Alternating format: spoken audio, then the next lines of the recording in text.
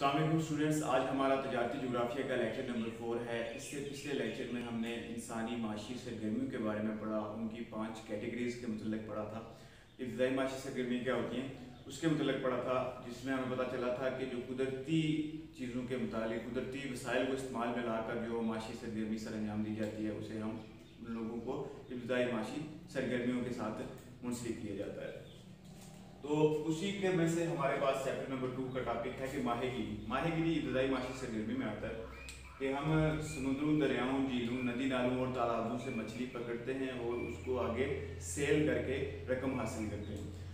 तो मछली पकड़ने का कारोबार है या जो माशी सरगर्मी है, इसकी बड़ी अहमियत है क्योंकि इंसान को प्रोटीन की जो ज़रूरत है वो हमारे जिस्म को 8 से 10 पाउंड की ज़रूरत होती है और एक पाउंड में 454 ग्राम होते हैं एक पाउंड के अंदर। तो ये तकरीबन 5 के जी आप कह सकते हैं, 4.5 के जी। तो इंसानी जिस्म को सालाना जो है वो 4.5 किलो प्रोटीन की ज़रूरत होती है। मछली के अंदर विटामिन ए भी पाया जाता है और प्रोटीन भी पाया जाता है, और प्रोटीन का जो सबसे सस्ता और बेहतर जरिया समझा जाता है वो मछली को समझा जाता है। तो दुनिया में जो तरक्की याफ्ता ममालिक है वहाँ पर 7% और तरक्की पजीर ममालिक में 6% जो प्रोटीन की ज़रूरियात हैं वो मछली से हासिल की जाती हैं। लोग मछली का इस्तेमाल करके अपने जिस्म की प्रोटीन की ज़रूरत को पूरा करते हैं। आइसलैंड के अंदर फी कस जो मछली का इस्तेमाल है वो 90 किलोग्राम है, यानी कि एक शख्स एक साल के अंदर 90 किलो मछली का इस्तेमाल करता है। दुनिया में मछली की पैदावार के सिलसिले में 10 से 12% जो पैदावार है वो ताज़ा पानी यानी कि नदी नालों, तालाबों, झीलों से हासिल की जाती है और 88 का 90% जो पैदावार है वो समुद्रों से हासिल की जाती है। इसके बाद हमारे पास कि मछली का इस्तेमाल दुनिया में 6% सालाना के हिसाब से बढ़ रहा है क्योंकि दुनिया की आबादी बढ़ रही है और इसके साथ साथ जो प्रोटीन की ज़रूरत थी वो भी बढ़ती चली गई और लोगों ने मछली का इस्तेमाल में भी इजाफा कर दिया। तो इस तरह सालाना 6% के हिसाब से मछली का जो इस्तेमाल है वो बढ़ रहा है। 1995 में पैदावार थी जो वो 113 मिलियन मैट्रिक टन थी, यानी कि 113 मिलियन मैट्रिक टन मछली की पैदावार थी, जो कि बढ़कर 2015 में कितनी चली गई है 167.2 मिलियन मैट्रिक टन, यानी कि 167 आप कह सकते हैं कि मैट्रिक टन पर चली गई है। एक टन के अंदर 2000 LBS यानी कि पाउंड होते हैं और मैट्रिक जब भी आएगा आपने क्या करना है 1000 इसमें ऐड कर देना है कि 2000 पाउंड किस में होते हैं एक टन के अंदर, और एक पाउंड क्या होता है वो 454 ग्राम का होता है। और अगर हम केजी में कन्वर्ट करना चाहें टन को तो इसकी हमारे पास वैल्यू आएगी ऑलमोस्ट 907 पॉइंट समथिंग kg होते हैं। तो ये हमारे पास वैल्यू आ गई है इसकी कि मैट्रिक टन। आपको पता चला कि मैट्रिक 1000 को आप कह सकते हैं कि जब भी 1000 आएगा तो आप उसको मैट्रिक काउंट करेंगे। आगे भी हमारे पास दुनिया में 186 ममालिक हैं जो माहीगिरी के साथ मुंसलिक हैं और माहीगिरी से माशी सरगर्मियों को सर अंजाम दे रहे हैं। दुनिया में टोटल ममालिक की जो तादाद है वो 195 है और इनमें से जो 2 ममालिक हैं वो यूनाइटेड नेशंस के साथ रजिस्टर्ड नहीं है, तो 193 भी आप कह सकते हैं, लेकिन ऑफिशियल जो फिगर है वो 195 है। उसमें से आप देखें कि 186 जो कंट्रीज़ हैं वो माहीगिरी के साथ मुंसलिक हैं, यानी कि इन ममालिक के अंदर माहीगिरी की जाती है। तो इस बात से भी अंदाज़ा लगाया जाता है कि ये माहीगिरी कितना बड़ा बिजनेस है और कितना वसी कारोबार है और तजारती जोग्राफिया में इसकी अहमियत क्या होगी, इस बात का अंदाज़ा आपको हो गया है। हमें मछली पकड़ने वाले जो 12 बड़े ममालिक हैं उनमें से जो 10 ममालिक हैं उनका ताल्लुक एशिया के साथ है। चीन उनमें से पहले नंबर पर है, दुनिया में मछली पकड़ने के लिहाज से चीन पहले नंबर पर है, इंडोनेशिया दूसरे नंबर पर आता है, इंडिया तीसरे पर और वियतनाम चौथे नंबर पर आता है। तो अभी हम इसको एक नज़र फिर से देखते हैं कि माहीगिरी क्या होती है। समुद्रों, दरियाओं, झीलों, नदी नालों और तालाबों से मछली पकड़ने को माहीगिरी कहते हैं। तो माहीगिरी के मतलब हमने चंद मालूमात पढ़ी कि इंसान को सालाना 8 से 10 पाउंड प्रोटीन की ज़रूरत होती है और दुनिया में 6 से 7% प्रोटीन की ज़रूरियात मछली से पूरी की जा रही हैं। आइसलैंड के अंदर जो मछली का इस्तेमाल है वो 90 किलोग्राम फी कस है और दुनिया में जो मछली की 10 से 12% पैदावार है वो ताज़ा पानी यानी कि नदी नालों से हासिल की जाती है और 88 से 90% जो इसकी प्रोडक्शन है वो समुद्रों से हासिल की जा रही है। इसका इस्तेमाल दुनिया में 6% के हिसाब से बढ़ रहा है क्योंकि दुनिया की आबादी बढ़ रही है। दुनिया में 186 ममालिक ऐसे हैं जो कि मछली के कारोबार के साथ मुंसलिक हैं। मछली पकड़ने वाले 12 बड़े ममालिक में से 10 का ताल्लुक एशिया के साथ है, जिनमें से चीन पहले नंबर पर, इंडोनेशिया दूसरे नंबर पर, इंडिया तीसरे पर और वियतनाम चौथे नंबर पर आता है। अब हम इसकी इकसाम के बारे में देखेंगे कि मछली की कौन कौन सी इकसाम है। अब हम मछलियों की इकसाम के बारे में पढ़ेंगे कि मछली की कौन कौन सी इकसाम मौजूद हैं। स्मिथसोनियन इंस्टीट्यूट है, उन्होंने रिसर्च की है कि दुनिया में 40,000 से ज़्यादा मछली की इकसाम मौजूद हैं, जिनमें से 25,000 जो हैं वो समुद्री पानी में और 15,000 ताज़ा पानी में पाई जाती हैं। तो इनको अलग अलग डिफाइन करना तो मुश्किल हो जाता था, इसलिए इनकी 4 कैटेगरीज बना दी गई हैं कि पहले नंबर पर जो है वो कम गहरे पानी की मछलियाँ। कम गहरे पानी की मछलियाँ वो होती हैं जो कि साहली इलाकों के साथ साथ रहती हैं और कम गहरा पानी जो पानी होता है वो कम गहरा होता है और वहाँ पर अपने नशो पाती हैं।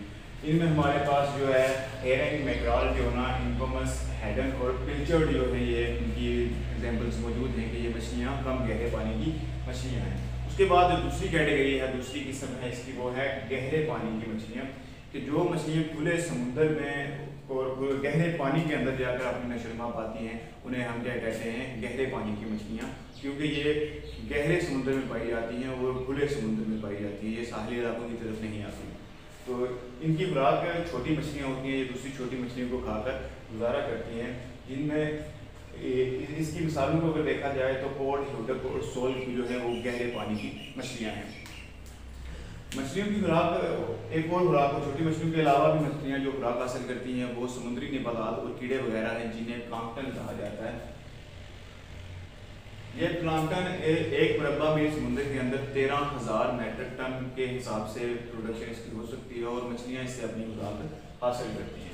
उसके बाद है ताज़ा पानी की मछलियाँ, जो हम नदी, नालों, तालाबों और झीलों से पकड़ते हैं, हम उन्हें ताज़ा पानी की मछलियाँ कहते हैं। उसके बाद एनाडर्मस एक कैटेगरी आती है, जिसमें एग्जाम्पल हमारे पास मौजूद है कि सैल्मन फिश जो है ये ताज़ा पानी में इसकी पैदाइश होती है, पैदा होती है वहाँ पर, और गहरे पानी में ये नमा पाती है और गहरे पानी से ही इसे पकड़ा जाता है। और ये काफ़ी मशहूर एक फ़िश है, जो इसकी जो कंजप्शन है वो बहुत ज़्यादा है। तो इसकी इकसाम के बारे में हमने पढ़ा कि 4 इकसाम हैं। पहले नंबर पर गहरे पानी की मछलियाँ, दूसरे पर कम गहरे पानी की मछलियाँ, फिर ताज़ा पानी की मछलियाँ और एनाडर्मस। और इसमें आपने जो बात याद रखनी है वो प्लांक्टन है कि प्लांक्टन क्या है, समुद्री नबातात और कीड़े वगैरह जो होते हैं जो दूसरी मछलियाँ खुराक के तौर पर इस्तेमाल करती हैं उसे प्लांक्टन कहते हैं। ये एक मुरब्बा मील समुद्र के अंदर 13,000 मीट्रिक टन के हिसाब से हो सकती है। अब हम देखते हैं कि कौन से तबी अवामल हैं जो कि कुदरती अवामल हैं जो मछलियों की पैदावार को फ़रोग़ दे सकते हैं। तो अब हम देखेंगे कि माहीगीरी के फ़रोग़ के लिए कौन कौन से अवामल हैं जिनको हम इस्तेमाल करके माहीगीरी को फ़रोग़ दे सकते हैं। मछली पकड़ने की जो सनत है हमारे पास, मछली पकड़ने के जो हमारे पास इब्तदाई माशी सरगर्मी है, इसको फ़रोग़ दे सकते हैं। तो सबसे पहले हमारे पास जो तबी अवामल और गैर तबी अवामल में इसको 2 कैटेगराइज में किया गया है कि एक है तबी अवामल, दूसरे गैर तबी अवामल। जो कुदरती अवामल है जिनमें इंसान का अमल दखल कम से कम है उसमें है हम तबी अवामल कहते हैं। और जो गैर कुदरती यानी कि इंसान पर कर सकता है, इनमें इम्प्रूवमेंट ला सकता है या उन्हें कम या ज़्यादा कर सकता है, उसे हम गैर तबी कहते हैं। तो पहले नंबर पर तबी अवामल में है कम गहरे समुद्री इलाकों की वसत के 90% जो समुद्री मछलियाँ पानी में पाई जाने वाली मछलियाँ हैं वो साहली इलाकों से पकड़ी जाती हैं। तो इसके लिए आप यहाँ पर जो तबी अवामल दिया गया है कि कम गहरे समुद्री इलाकों की वसत होनी चाहिए, कि साहिल जो है वो ज़्यादा से ज़्यादा होने चाहिए और वहाँ पर कम गहरा पानी होना चाहिए। ये ना हो कि एक गहरा खाई है और उसके साथ ख़त्म ज़मीन शुरू हो गई है तो वो कम गहरे पानी वाला नहीं होगा, कि एक तरतीब के साथ जो समुद्री इलाका है वो ज़्यादा होना चाहिए और कम गहरा पानी वहाँ पर होना चाहिए ताकि समुद्री मछलियाँ वहाँ पर आ सकें। साहिल का कटा फटा होना, साहिल जितना कटा फटा होगा मछलियों की अफजाइश के लिए उतना ही अच्छा है, वो उसमें से अपनी अफजाइश बेहतर तरीके से कर सकती हैं। प्लांक्टन की वाफर दस्तियाबी, प्लांक्टन जो है कुदरती तौर पर पाए जाने वाले समुद्र के अंदर जो नबातात होती हैं, कीड़े मकोड़े जिनसे मछलियाँ अफजाइश पाती हैं उसे कहते हैं, और ये वाफर मिकदार में दस्तियाब होना चाहिए। साजगार आबोहवा, मछली जो है ये सर्द पानी में ज़्यादा देर तक रहती है, जिंदा रहती है और बेहतर नशोनुमा पाती है। तो मछली के लिए जो साजगार आबोहवा है वो सर्द आबोहवा है। तो साजगार आबोहवा के बाद हमारे पास है समुद्री रोएं। समुद्री रोएं ये होती हैं कि जब गर्म हवा और सर्द हवा आपस में मिलाप होता है तो उसे हम रोएं कहते हैं। तो समुद्र के अंदर जब सर्द और गर्म हवा का मिलाप होता है तो ये जो है यहाँ पर ये बेहतरीन माही गाहें साबित होती हैं मछली पकड़ने के लिए। तो ये भी एक तभी अवामल हमारे पास मौजूद है। उसके बाद है जंगलात की अफराद। अफराद कहते हैं किसी चीज़ की ज़्यादती को, कि जंगलात की अफराद, जंगलात में ज़्यादती होनी चाहिए, जंगलात ज़्यादा से ज़्यादा होने चाहिए, क्योंकि माहीगीरी के लिए हमें ज़रूरत होगी कश्तियों की, बहरी जहाज़ की, और इसके लिए जो हमारे पास साजो सामान आएगा वो जंगलात से ही आएगा। फिर है साहली ज़मीन की साहत। साहली ज़मीन की साहत, जो कोई ऐसे इलाके होते हैं जिस पर जो ज़मीन है वो ज़राअत के लिए साजगार नहीं होती, तो लोग माहीगीरी की तरफ ज़्यादा राग़िब होते हैं। तो ज़मीन भी डिपेंड करती है किस पर, तभी अवामल के तौर पर माहीगीरी के फ़रोग़ के लिए। तो उसके बाद है मुतलातम समुद्री पानी, के समुद्री पानी के अंदर इर्ताश होना चाहिए, उसमें वो ठहरा हुआ पानी ना हो।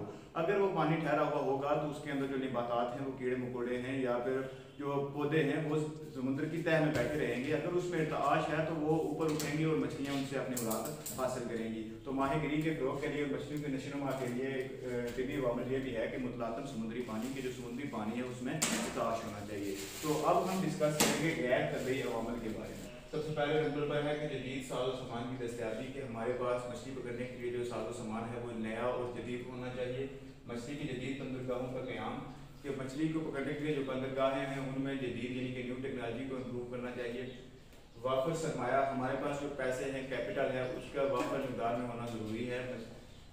हुनरमंद सस्ते मजदूरों की दस्तियाबी, कि हमें ज़्यादा से ज़्यादा जो हुनरमंद अफराद हैं वो कम से कम कीमत पर मिलने चाहिए। ये भी हमारे पास एक गैर तबी अवामिल में आता है। ज़राए नक़ल व हमल की जदीद सहूलतें, कि मछली जहाँ से पकड़ी गई है उस जगह से कंजप्शन पर जल्द से जल्द पहुँचाई जा सके, तो इसे हम कहेंगे ज़राए नक़ल व हमल की जदीद सहूलतों में अमल करेंगे। उसके बाद है ग़िज़ाई आदात, के लोगों की ग़िज़ाई आदात भी होनी चाहिए। अगर हम देखें कि लोग जो नॉन वेजिटेरियंस होते हैं, जो वेजिटेरियंस होते हैं वो मछली और दूसरे जो गोश्त होता है वो खाना पसंद नहीं करते, तो ग़िज़ाई आदात भी मैटर करती हैं। मछली की मुनासिब कीमत, अब कीमत उसकी ये होनी चाहिए कि वो हर बंदा खरीद सके। ये ना हो कि मछली की कीमत ही इतनी ज़्यादा है कि बंदे उसको खरीद ही नहीं रहे, तलब खत्म हो गई है। उसके बाद है मछली महफूज करने के जदीद कारखाने, कि मछली को महफूज लंबे अरसे तक महफूज रखने के लिए हमारे पास जदीद और नए कारखाने होने चाहिए, उनमें न्यू जो है टेक्नोलॉजी है वो इंक्लूड होनी चाहिए। मंडी की बचत, कि हमारी जो मंडी है वो बड़ी होनी चाहिए, वो दूसरे मुल्कों तक भी फैली हुई होनी चाहिए, तो इसे हम कहेंगे मंडी की बचत। हुकूमती हौसला अफजाई, की हुकूमत की तरफ से भी हमें हौसला अफजाई देनी चाहिए माहीगीरों को जो कि मछली का काम करते हैं, ताकि वो बेहतर तरीके से आगे काम सरअंजाम दे सकें। आलमी मार्केट में मछली की मांग, फॉरेन एक्सचेंज बहुत मैटर करता है किसी भी मुल्क की इकानमी में उसकी ग्रोथ के लिए। तो वो फॉरेन एक्सचेंज, अगर हम अपनी एक्सपोर्ट्स को इंक्रीज़ करें और इम्पोर्ट्स को कम करें तो फॉरेन एक्सचेंज को हम बढ़ा सकते हैं। तो आलमी मार्केट में मछली की मांग को बढ़ाकर हम क्या कर सकते हैं, फॉरेन एक्सचेंज कमा सकते हैं और मछली को भी माहीगीरी को फ़रोग़ दे सकते हैं। माहीगीरी के लिए जदीद तरबीती इदारों का क़याम, के लोग जो माहीगीरी करते हैं उनके लिए जदीद तरबियत देनी चाहिए कि मछली किस तरह से पकड़ी जाती है, उनके लिए तरबीती इदारों का क़याम करना चाहिए। मुस्तहकम हुकूमत, कि हुकूमत जो होनी चाहिए वो मुस्तहकम होनी चाहिए। अगर किसी मुल्क में हुकूमत मुस्तहकम नहीं है, वहाँ पर 3-4 माह के बाद हुकूमत बदल जाती है या मार्शल लॉ लग जाता है, तो इसका गहरा असर पड़ता है माहीगीरी पर। तो आज हमने पढ़ा माहीगीरी को फ़रोग़ देने के लिए जो इसके अंदर अवामिल हैं, तबी अवामिल और गैर तबी अवामिल के बारे में पढ़ा। इंशाअल्लाह नेक्स्ट हम पढ़ेंगे जो माही गाहें हैं जहाँ से मछली पकड़ी जाती है, कौन कौन सी बड़ी माही गाहें हैं। तब तक के लिए अल्लाह हाफ़िज़।